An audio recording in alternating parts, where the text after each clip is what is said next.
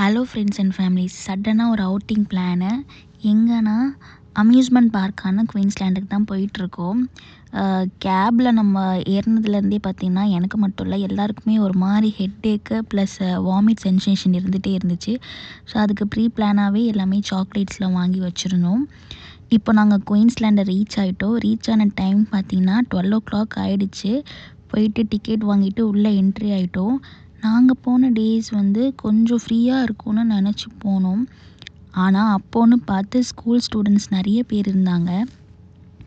So first எந்த ride கொஞ்சம் crowd இல்லாமல் காலியாக இருக்கோ அதில் ஃபஸ்ட்டு போகலாம் அப்படின்னு யோசித்து பிளான் பண்ணிட்டோம் முன்னாடியே. 3 to 4 ரைட்ஸ்க்கே டயர்ட் ஆகிட்டோம்.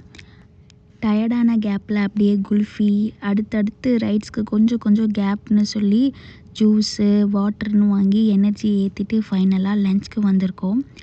லஞ்சுக்கு ஆர்டர் பண்ணலான்னு போனால் எல்லாமே காலி. அதுவும் பிஃபோர் 1:30க்கே. சரின்னு இருக்கிறத வாங்கிட்டு வருவோன்னு சொல்லிட்டு பரோட்டா, குருமா, சிக்கன் 65, கர்ட் ரைஸ்னு வாங்கி ஷேர் பண்ணிட்டோம். சாப்பிட்டு முடித்த உடனே கொஞ்ச நேரம் கூட ரெஸ்ட் எடுக்காமல் அகெயின் ரைட்ஸ்க்கு போகலான்னு பிளான் பண்ணிட்டோம். பிகாஸ் டைம் இல்லை, நாங்கள் வந்ததே லேட்டுன்னு. இந்த ரைடு அந்த ரைடு இந்த ரைடுன்னு நியர்பையில் இருக்கிற ரைட்ஸ்க்கு எல்லாமே மேக்ஸிமம் கவர் பண்ணியிருப்போம். கொஞ்சம் நேரம் ரெஸ்ட் எடுப்போன்னு வாட்டர் ஃபால்ஸ் கிட்டே போயிட்டு செட்டில் ஆகிட்டோம். அதுக்குள்ளவே டைம் 4:30 ஆகிடுச்சு. 4 to 5 ரைட்ஸ் மட்டும் வரும்போது லாஸ்ட்டாக போகலான்னு நினச்சிட்டு இருந்தோம். அப்படியே வரும்போது அதையும் கவர் பண்ணி ஒரு வழியாக ஃபைனலாக சக்ஸஸ்ஃபுல்லி எல்லாருமே டயர்ட் ஆகிட்டோம்.